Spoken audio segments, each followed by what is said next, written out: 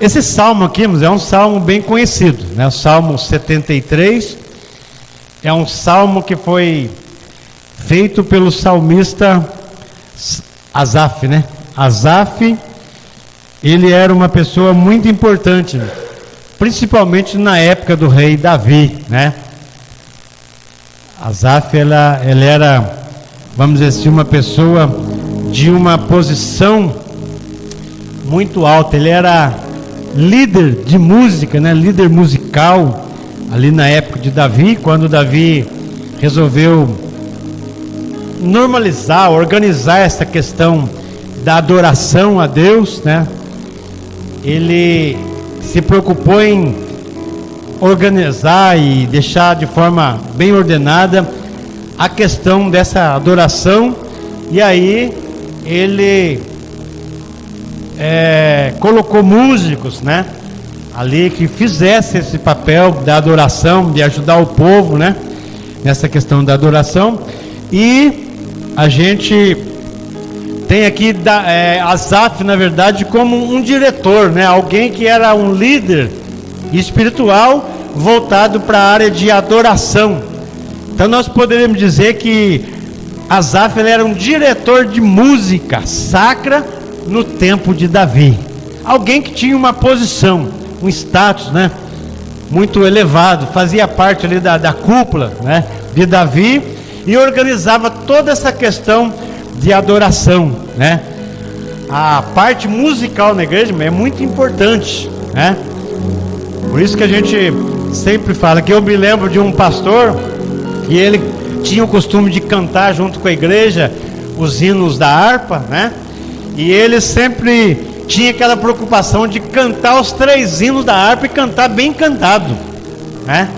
Porque se a gente começa correto, nós vamos terminar também direito, né? Nós vamos terminar da forma correta. Se começar o louvor tudo errado, a tendência é terminar tudo errado. Então ele, quando começava a cantar com a igreja, se percebia que tinha alguma coisa desafinada, ele fazia parar tudo. Vamos começar de novo, irmãos. Pegava a altura novamente, afinava os instrumentos e vamos começar de novo, para começar direito, porque nós estamos fazendo para adorar o Senhor. E para adorar a Deus tem que ser tudo feito da melhor forma possível, tá bom? Então, quando eu venho para a igreja, eu tenho que vir com essa preocupação de oferecer o melhor que eu tenho para o Senhor nosso Deus, tá certo? Então, Asaf tinha essa função. Asaf também, além de ser diretor musical na época de Davi, né, e ter essa posição muito alta ali na época do rei Davi, ele também foi o compositor de 12 salmos. No Salmo 73 até o Salmo de número 83, os irmãos vão observar que o compositor desses salmos foi exatamente Asaf, tá certo? Mas nós vamos falar sobre esse salmo hoje, porque a epígrafe eu li para os irmãos, e ela diz assim, ó: a prosperidade dos ímpios faz duvidar da justiça de Deus, mas o fim deles a demonstra, certo? E uma coisa que a gente precisa ficar bem claro é que a Bíblia não esconde a história de muitos homens de Deus que no momento de fraqueza deixaram se levar pelos impulsos carnais, né? Então a Bíblia, ela revela essas coisas, ela mostra muitos homens de Deus que se deixaram levar por impulsos carnais e tomaram atitudes erradas, atitudes que Deus não se agradava. E nós vamos estudar hoje sobre a atitude de Asaf, mesmo sendo um diretor musical, né, tendo uma posição muito alta, mesmo ele sendo o compositor de 12 salmos praticamente, mas os irmãos vão observar que ele aqui teve um deslize, né? Mas ele começa o salmo dizendo assim: verdadeiramente bom é Deus para com Israel, para com os limpos de coração. Então o primeiro sentimento dele é esse, né? Verdadeiramente bom é Deus. Então ele reconhecia a bondade de Deus. Ele conhecia o Deus a quem ele servia, a quem ele havia também composto vários salmos, a quem ele trabalhava constantemente ali no palácio, com esta função tão especial de levar o povo a oferecer a Deus uma adoração verdadeira, uma adoração sincera. No entanto, embora ele tenha esse sentimento em relação a Deus, reconhecendo a bondade de Deus na sua vida, e isso é algo que nós precisamos trazer para a nossa vida como exemplo. Nós precisamos reconhecermos o quanto Deus tem sido bom na nossa vida. Isso é importante, tá certo? E existe vários salmos na Bíblia que vai falar sobre a bondade de Deus. Basta os irmãos ler o Salmo 136, por exemplo. Salmo 136, ele do primeiro versículo ao último, ele vai falar de tantas coisas que Deus fez, e vai dizer que a bondade ou a benignidade de Deus, ela dura para sempre, certo? Então, isso nós devemos ter no nosso coração, reconhecer sempre a bondade de Deus na nossa vida. Porém, os irmãos vão observarmos que do verso 2 a seguir, ele já tem aqui, ele faz vamos dizer assim, uma confissão da situação que ele enfrentou. E ele vai dizer assim, ó: quanto a mim, primeiro ele fala de Deus. Verdadeiramente Deus é bom, né? Eu reconheço que Deus é bom, que Deus é misericordioso, que Deus é maravilhoso, né? Agora, quanto a ele vai dizer assim: quanto a mim, os meus pés quase que se desviaram, pouco faltou para que escorregassem os meus passos. Então, quanto a ele, irmãos, ele reconhece a sua fraqueza, a sua fragilidade. Os meus pés quase se desviaram. E é claro que já ele vai mostrar por que motivo isso aconteceu com ele, né? E é bom que a gente estude isso para a gente trazer para a nossa vida espiritual, para a gente entender que nós também, como seres humanos, nós estamos sujeitos a essas coisas. Embora a gente esteja na igreja, esteja servindo a Deus, mas se a gente não vigiar e não tomar cuidado e não policiar a nossa vida espiritual, nós podemos chegar nesse ponto. Então ele vai dizer: quanto a mim, os meus pés quase se desviaram, pouco faltou para que escorregassem os meus passos. Em outras palavras, faltou muito pouco para mim levar um tombo, e um tombo daquele bem feio, né? Em outras palavras, é isso que ele está dizendo aqui. Agora, por que motivo que isso aconteceu? Aí o verso 3 ele vai dizer: pois eu tinha inveja dos soberbos, ao ver a prosperidade dos ímpios. Então o que foi que levou Asaf, na verdade, a ter esse sentimento de que os seus pés quase que se desviaram da presença de Deus? Foi a atitude dele de começar a olhar para as pessoas que estavam cercando ele, os ímpios, né? Aquelas pessoas que estavam vivendo em volta dele e que não serviam a Deus, pessoas que eram ímpias. Eu já falei em outras ocasiões aqui que ímpio significa não dedicado a Deus, né? Até disse aos irmãos, numa outra ocasião que nós falamos sobre essa questão do ímpio, muitas vezes a gente tem a tendência de, quando fala em ímpio, pensar nas pessoas que estão lá fora, né? Mas não, existem ímpios dentro da igreja, porque ímpio quer dizer não dedicado a Deus. E dentro da igreja, infelizmente, existem pessoas que estão na igreja, mas não estão preocupadas em dedicar a sua vida a Deus. Vivem uma vida espiritual muito relaxada, muito aquém daquilo que Deus gostaria que ele vivesse. Então é um ímpio, mas está dentro da igreja, né? Ímpio é não dedicado a Deus, né?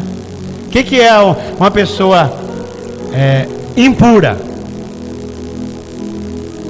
É uma pessoa que não é pura. Uma pessoa indiferente é uma pessoa que não se preocupa com nada, né? Ela é indiferente a tudo. Pode o circo estar pegando fogo em volta dela, que ela é indiferente. Uma outra palavra que a gente poderia citar para os irmãos entender: injustiça, né? O que é injustiça? Aquilo que não é justo, né? Então os irmãos vão observarmos que esse prefixo in na frente da palavra, ele vai trazer para o lado negativo, né? Ou seja, o ímpio então é aquela pessoa diferente da pessoa que é pia, né? Paulo, quando escreve a Timóteo, ele vai fazer o quê? Ele vai dizer assim, ó: aqueles que querem sofrer piamente, né? Piamente, por amor ao evangelho, padecerão o quê? Perseguições. Então, piamente, o que é? É aquela pessoa que se dedica a Deus, que está envolvido com a obra de Deus, que está sofrendo, mas está ali, não reda o pé, tá certo? Então, irmãos, a palavra ímpio quer dizer isso, não dedicado a Deus. E o salmista aqui, ele começa a olhar para as pessoas ímpias, ele começa a observar que as pessoas estão ali crescendo, né? Estão sendo abençoadas, estão se desenvolvendo, não tem dificuldade em nada. Então ele vai dizer aqui, ó: eu tinha inveja dos soberbos ao ver a prosperidade dos ímpios, tá certo? Porque não há aperto na sua morte, mas firme está a sua força. Ou seja, o ímpio que não serve a Deus, que não reconhece Deus como Senhor da sua vida, é ímpio, mas está crescendo, não tem dificuldade com nada. Tudo que ele vai fazer, ele encontra facilidade. E a gente, irmãos, se a gente não tomar cuidado, a gente pode ter esse sentimento também, irmãos. E esse sentimento aí, ele chama aqui de inveja, pois eu tinha inveja. Aí eu fui olhar no dicionário, o que significa inveja? E é bom a gente tomar cuidado, porque existem 3 palavras que são parecidas, mas uma é diferente da outra. Por exemplo, ciúme, cobiça e inveja. São 3 palavras que, se a gente não tomar cuidado, a gente mistura uma com a outra, mas na verdade uma é diferente da outra. Então o que vem a ser ciúme? Ciúme é o medo de perder algo que o indivíduo acredita ser só seu, né? A pessoa tem ciúme de uma coisa que ela acha que é só dela, né? Então ela fica com o maior ciúme, medo de perder, né? Medo de alguém tomar, né? Isso é ciúme, tá certo? O que é a cobiça? Cobiça é querer algo que o outro tenha. Ou seja, a pessoa fica cobiçando as coisas do outro, né? Ele não pode ter, mas ele fica cobiçando, tá certo? Ele cobiça ter e ele não fica bem, porque ele quer ter algo que é do outro, tá certo? Ele está cobiçando uma coisa que ele não pode ter e o outro tem. Isso é cobiça. Agora, o que é a inveja em si? Que é, na verdade, o sentimento que Asaf estava sentindo ali. Porque ele diz ali, ó: eu tinha inveja dos soberbos ao ver a prosperidade dos ímpios. Então a inveja é um sentimento de ódio ou pesar provocado pelo bem-estar ou prosperidade de alguém, além de um desejo muito forte de desfrutar algum bem possuído ou desfrutado por outra pessoa. Então a inveja, irmãos, ela é um sentimento acompanhado por ódio, tá certo? A pessoa que é invejosa, ela fica às vezes até com raiva da outra pessoa ter e ela não conseguir ter, né? Isso é perigoso, irmãos. Nós vamos falar daqui a pouco de algumas doenças, chamadas doenças psicossomáticas, né?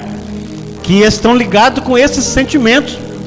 São doenças que, às vezes você vai no médico, o médico faz exame daqui, dali, de cá, faz exame do seu corpo inteiro e não acha nada. Mas você está doente, porque é uma doença ligada com esse sentimento. E o salmista passou por isso. Ele deixa claro aqui no Salmo que ele sofreu as consequências desse sentimento aí na sua pele. Então, a inveja é um sentimento de querer as coisas que é do outro, né? Mas você fica irritado, você fica com ódio, porque você não consegue. Agora, uma coisa que é interessante os irmãos observarmos é o seguinte: você já viu alguém sentir inveja de um outro que é pior do que ele? Normalmente você sente inveja de quem? De quem está melhor do que você, não é? A irmã Lúcia vai lá, compra um carro zero. Aí puxa, a irmã Lúcia comprou um carro zero. Por que eu não consigo? Como é que ela conseguiu? Eu não consigo, né? Aí você fica com aquele sentimento e se martirizando, né? Mas por quê? Porque ela comprou um carro zero e você quer ter um carro zero e não consegue. Aí você fica ali enraivecido, ali enfurecido, e fala, puxa vida, como é que ela pode ter e eu não posso ter? E você vai expressando esse sentimento aí, deixando ele aflorar na sua vida, tá certo? Mas com ódio, com raiva. E isso aí, mano, é prejudicial para a nossa saúde. Então não é bom que a gente tenha esse sentimento. Deu para guardar? Guarda aí, ó.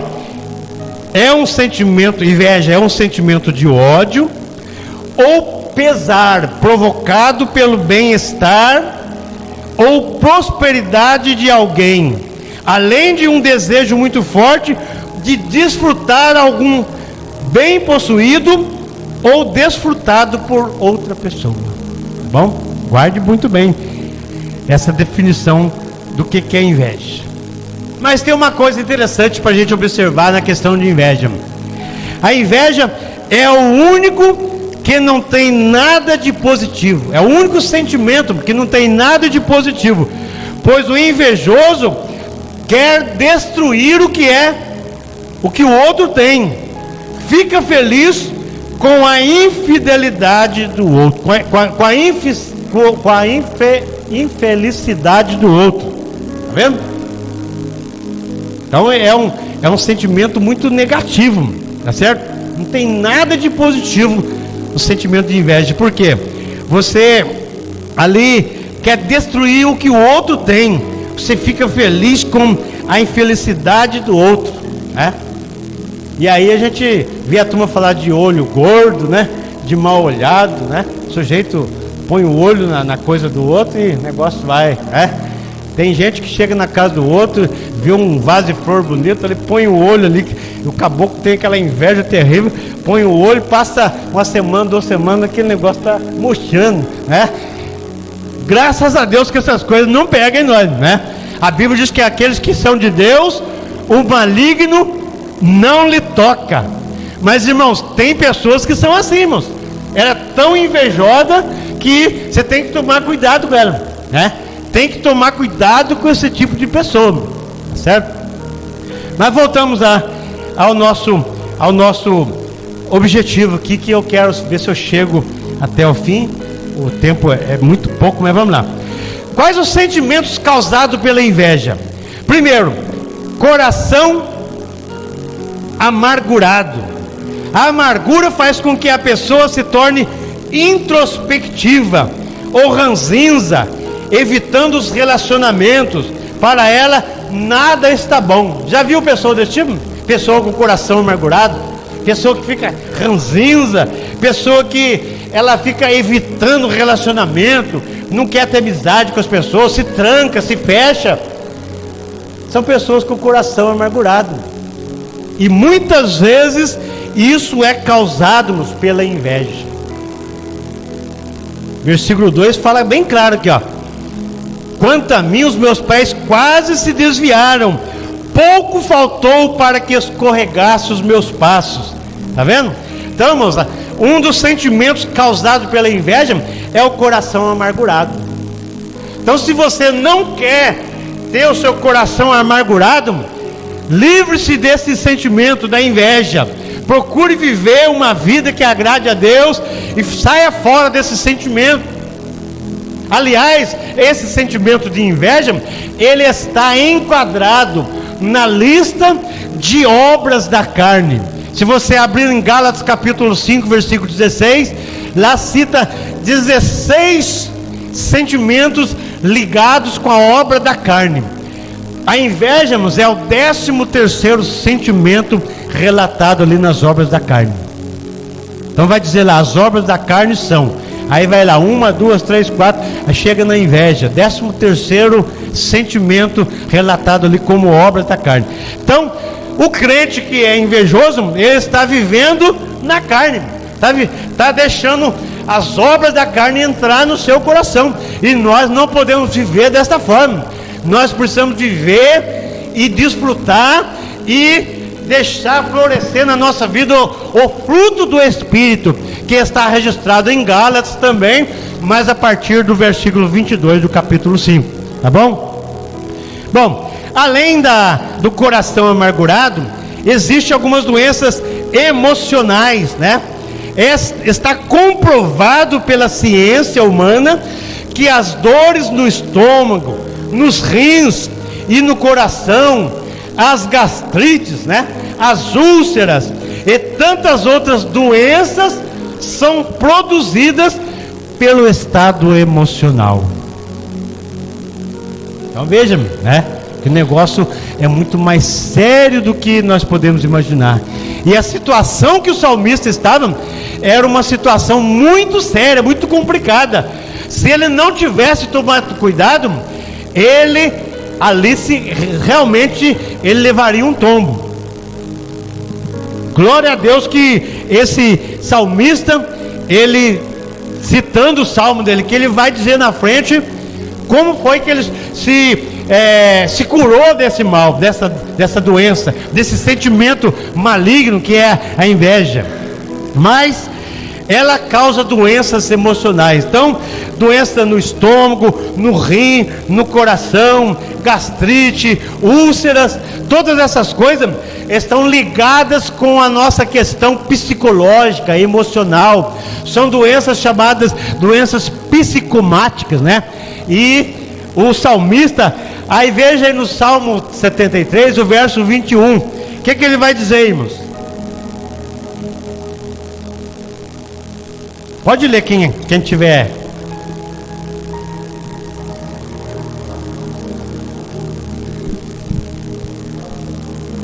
Está vendo? Ele já estava sentindo no seu corpo as consequências desse sentimento da inveja que ele sentiu do ímpio, porque o ímpio prosperava. Então ele vai dizer aqui, ó: assim o meu coração se azedou e sinto picada nos meus rins. Você já conversou com alguém, um coração azedo? Coração azedo, aquela pessoa mal-humorada, levanta, parece que chupou uma dúzia de limão, né? Você vai conversar com ela, você chega a conversar com ela, ela sem explicação nenhuma te lança palavras assim grossas, palavras mal educadas, né? Lança contra você. O que é isso? É a pessoa que está com o coração azedo, né? O coração está ruim. Então, irmãos, isso aí, irmãos, é consequência desse sentimento da inveja, irmãos, tá bom? Outra coisa que leva a gente, a inveja causa como sentimento, estado de ignorância. A pessoa invejosa se torna ignorante e irracional. Veja o verso 22 agora.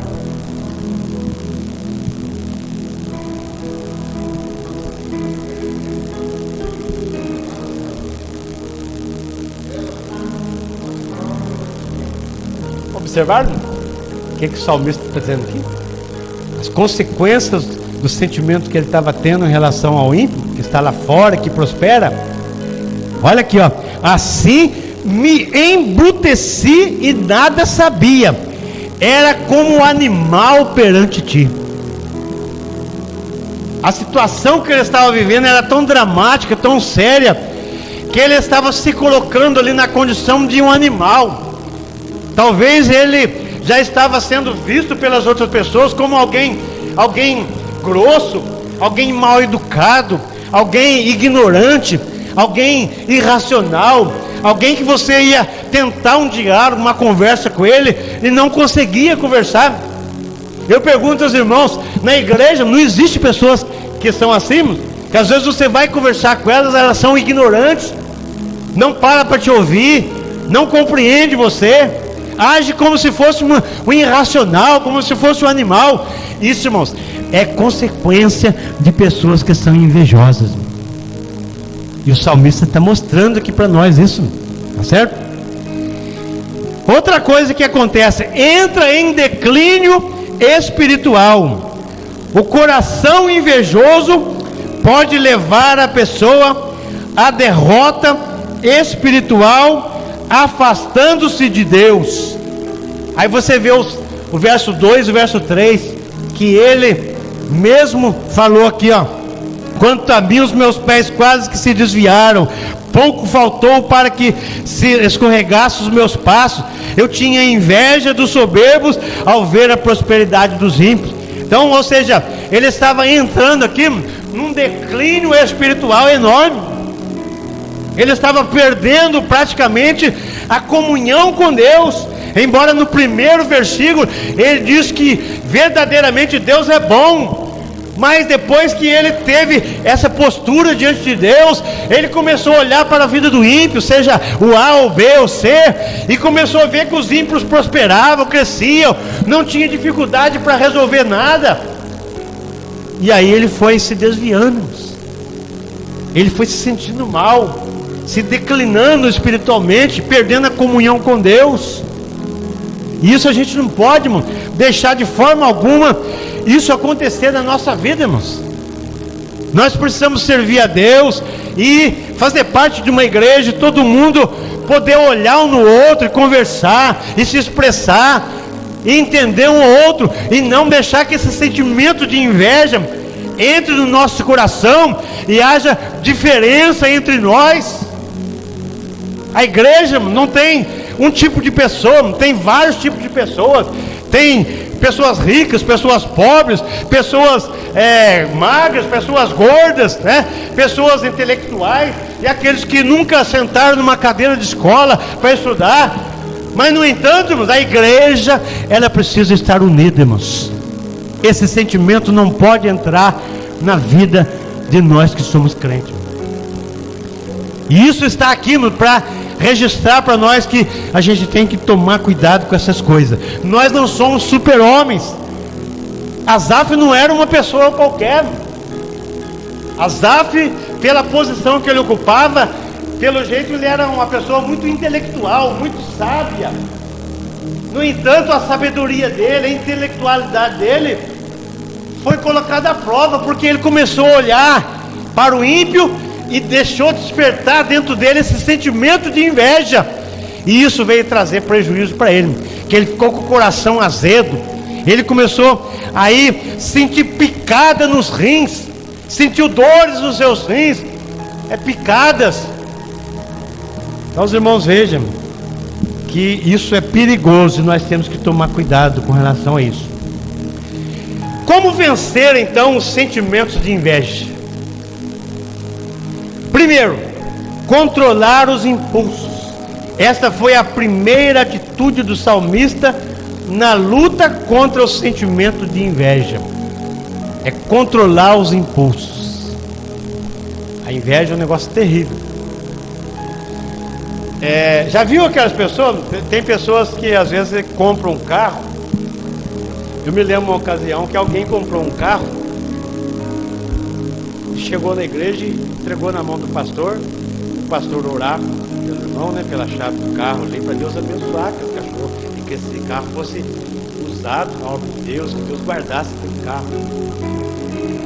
Mas você já percebeu que não é todo mundo que fica contente? Você faz esses trabalhos, né? Você vem aqui com o maior prazer, traz para o pastor orar, porque você sente grato, porque Deus te abençoou. Mas, irmãos, infelizmente, é claro que eu digo isso com muita tristeza, não são todos que olham para essa cena e fica feliz, mano. Tem muita gente que fica ali no banco e fica mordendo. Puxa vida, poderia ser eu, né? Não se alegra com o outro, mano. Ele não fica satisfeito de ver o outro irmão feliz. E isso, irmãos, é a inveja que causa isso. Então nós temos que tomar cuidado com isso. Você tem que se alegrar quando vê o seu irmão ser abençoado, né? Ô irmão, graças a Deus, que Deus te abençoe ainda mais, né? Que você possa continuar sendo abençoado por Deus, né? Que não só esse, mas que Deus possa te dar outras coisas que o seu coração tiver querendo, né? Se for a vontade de Deus, que Ele te abençoe e te dê mais. Mas não, tem pessoas que você chega aqui, apresenta o seu carro para o pastor orar juntamente com a igreja. Depois que termina o culto, né? Aqueles que sente bem, vai, parabéns, Deus te abençoe. Eu fiquei feliz de saber que o irmão conseguiu comprar um carro novo, que maravilha, era o sonho do irmão, não era? Que bom que Deus abençoou, se comprou. Mas tem outros aqui, passa indiferente, não quer nem saber, porque ele acha que era ele que deveria ser abençoado. É inveja, irmãos. É a inveja que entra no coração da pessoa. Ela não se alegra, irmãos, com a felicidade do outro. Em vez de se alegrar, ela vai sentir tristeza, vai sentir ódio, né? Porque não foi ela, né? Então, controlar os impulsos é a primeira atitude que você deve tomar para você vencer esse sentimento de inveja. Isso está no verso de número 15. Se eu dissesse, também falarei assim, eis que ofenderia a geração de teus filhos. Então ele ali resolveu controlar esse sentimento, né? Controlar esse impulso. É algo carnal, é algo que é da carne, irmãos. Sentimento de inveja é algo carnal, não é provido pelo Espírito de Deus. Mas eu posso sim controlar esse impulso, para mim não sentir inveja, né? Quando eu perceber que esse sentimento está me procurando, me rodeando e querendo tomar conta de mim, eu tenho que orar, pedir a Deus graça e misericórdia e controlar esse impulso, para não deixar esse impulso sair para fora, né? Então, primeiro é controlar o impulso. Segundo, tentar entender a situação. O salmista tentou entender porque estava passando por aquela situação. Veja o verso 16. O que o verso 16 diz aí, irmãos?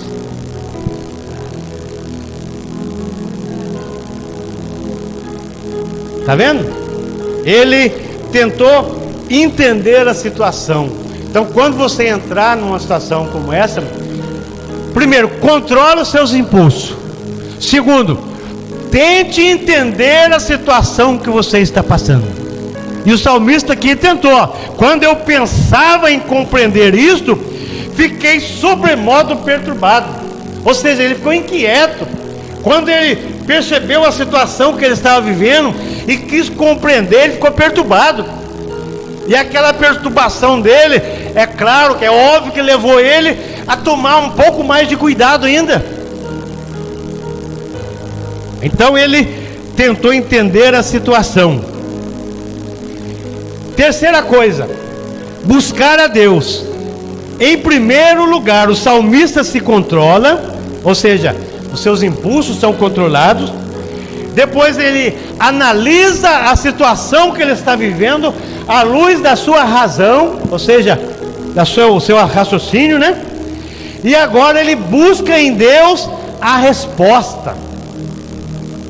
Aí o verso de número 17, o salmista vai dizer assim: até que entrei no santuário de Deus, então entendi eu o fim deles. Está vendo? Então ele foi buscar em Deus a resposta. tentou se controlar emocionalmente, né, os impulsos que estavam levando a ele para esse sentimento, né, que estava o matando, estava tirando ele da presença de Deus, né? Então ele controla esses impulsos, tenta entender essa situação que ele está vivendo, para ver aonde que ele pode acertar, busca a direção de Deus, entra no santuário e lá Deus mostra para ele qual é o fim do ímpio. Então ele vai entender lá, quando ele entra dentro do santuário, qual é o fim do ímpio, tá certo? Então, buscar a Deus, e depois a gente vê que é reconhecer a bondade de Deus em meio a um mundo tão violento e cheio de adversidades. O crente deve reconhecer a bondade do Senhor em sua vida. Então, os irmãos, vejam que para controlar esse sentimento de inveja, o que você precisa? Controlar seu impulso, tentar entender a situação que você está passando, buscar em Deus a orientação, reconhecer a bondade de Deus, reconhecer que Deus está na sua vida, e que Deus é quem está cuidando de você, em todos os mínimos detalhes, e que você não precisa olhar para a vida de A ou de B. Eu teve uma ocasião que eu comecei a entrar por esse caminho. Eu ia para a igreja a pé, com as crianças minhas no carrinho, empurrando, né? E indo para a igreja. E eu passava, eu não tinha casa, eu morava de aluguel naquela época. Eu passava assim, em frente um sobrado bonito, assim, eu falava, puxa vida, o caboclo não é crente. É um sobradão, assim, um negócio bonito assim. E eu sou crente, mas agora nada, né? Estou pagando aluguel aí, vivendo no porão, né? Mas Deus falou comigo, eu fui para a igreja e Deus falou no meu coração, fica tranquilo, né? Porque quem cuida de você sou eu. E aí, irmãos, aquele sentimento, é claro que foi muito rápido. Eu não cheguei na situação que Asaf chegou, mas eu cheguei até passar por isso, porque é uma coisa normal, você olhar para alguém que está aí prosperando e crescendo, e normalmente tem muita gente que, por falta de conhecimento da palavra de Deus, liga esse tipo de crescimento com a pessoa estar bem com Deus. Irmãos, não é pelo fato da pessoa estar sendo abençoada que a pessoa está na vontade de Deus, irmãos. Entendeu? Não é pelo fato da pessoa estar sendo abençoada, ela põe as mãos e prospera, ela conquista, ela alcança, mas é um ímpio e está crescendo e está sendo abençoado. Hoje tem um carro, amanhã tem dois, daqui a pouco tem uma frota, tem casa de aluguel, tem isso, tem aquilo, está sendo abençoado, porque isso é bênção. Só que isso não significa, irmãos, pela palavra de Deus, não significa que essas pessoas estão na direção de Deus, estão fazendo a vontade de Deus. Então, irmãos, não olhe para essas coisas. Até existe um versículo na Bíblia que vai dizer assim, Lucas capítulo 12: a felicidade de qualquer pessoa não consiste na abundância daquilo que ela possui. Às vezes é rico, né? Tem tanta coisa, mas é uma pessoa infeliz. É uma pessoa que deita, coloca a cabeça no travesseiro para dormir e não tem paz, não consegue descansar, não consegue dormir, fica perturbado. E você às vezes não tem uma casa para morar, mas você deita a sua cabeça no travesseiro e você dorme, né? Descansa em paz, porque Deus, Ele faz você habitar em segurança. Deus te dá o sono, e o sono reparador, porque você, mesmo não tendo nada, mas você está na presença de Deus, e é Deus que está cuidando de você. Lá na capítulo 5 de Mateus, onde fala de bem-aventurança, né? Bem-aventurado o pobre de espírito, né? Pobre de espírito, ali que a Bíblia fala, não está falando pobre no sentido de riquezas materiais, não. Está falando pobre no sentido de dependência de Deus, dependência exclusiva de Deus. É isso que a Bíblia fala, bem-aventurados os pobres de espírito, porque esses pobres é que sentem totalmente dependente de Deus, mas são bem-aventurados, porque Jesus vai dizer que são bem-aventurados, tá bom? Então, irmãos, está dando para entendermos? Amém? Como vencer o sentimento de inveja? Ao analisar o futuro do ímpio, o salmista chegou às seguintes conclusões. Primeiro, o ímpio perecerá. Por mais rico que seja, por mais famoso que seja, por mais intelectual que seja, por mais dinheiro que possua, mas o dia dele vai chegar. O ímpio vai perecer. E quando a pessoa se afasta de Deus, não tem saída, vai perecer eternamente. O Salmo 73, versículo 27, lá o salmista Asaf está dizendo assim, ó: pois eis que os que se alongam de ti perecerão, tu tens destruído todos aqueles que apostatando se desviam de ti. Então ele, ao analisar essa situação e ver como os ímpios estão vivendo, ele chegou à conclusão que no futuro também os ímpios, embora ali prosperaram, embora eles viveram ali uma vida regalada, não tiveram dificuldade com nada, mas eles vão perecer, vão perecer, tá certo? Segundo, o ímpio sofrerá a destruição eterna. A apostasia, que quer dizer negar ou abandonar a fé, leva a pessoa à destruição eterna. Então, os irmãos, vejam, o ímpio, mesmo que ele esteja prosperando, mas o dia dele vai chegar, certo? Se ele não se converter, ele vai perecer, vai enfrentar a condenação eterna, tá bom? Quem controla os seus impulsos e busca a direção de Deus, aprende a confiar em Deus. Quando o crente busca a Deus, encontra as respostas para o seu sofrimento. Entende porque os ímpios prosperam, não deixa a inveja dominá-lo e conclui que vale a pena colocar a sua vida nas mãos do Senhor.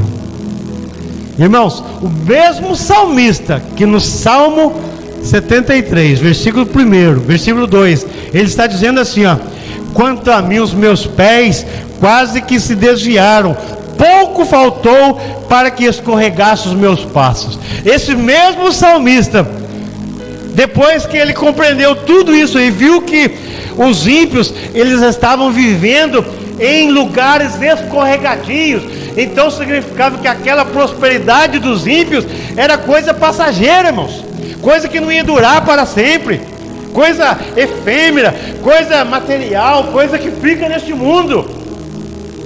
Depois que ele compreendeu tudo isso, irmão, ele vai encerrar o salmo dizendo que, olha o verso 28, mas para mim bom é aproximar-me de Deus. Está vendo? Então, quando o crente ele controla os seus impulsos e aprende a buscar a direção de Deus, ele aprende a confiar em Deus. Ele reconhece que vale a pena ele colocar suas vidas na mão de Deus. Irmãos, se Deus não cuidar da gente, irmãos, ninguém de nós vamos continuar sobrevivendo. O fato de nós estarmos aqui é misericórdia de Deus. Jeremias vai dizer, as misericórdias do Senhor são a causa de nós não sermos consumidos. O salmista no Salmo 124, ele vai dizer, ó, se não fora o Senhor que estivesse do nosso lado, quando os nossos inimigos se levantaram contra nós, então eles teriam nos engolido vivo. Nós só estamos aqui por causa da misericórdia de Deus.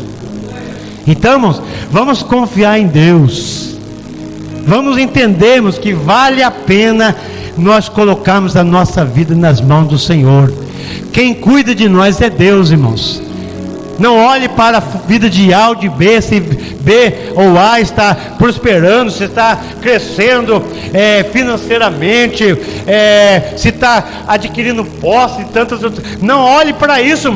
Viva a sua vida na dependência de Deus, porque é Deus que cuida de nós. Não é que Deus condena ser rico, que Deus está criticando e desfazendo a riqueza, porque ser rico é dom de Deus. Lá em Eclesiastes capítulo 5, versículo 19, a Bíblia vai dizer claramente que a riqueza, ela é um dom de Deus.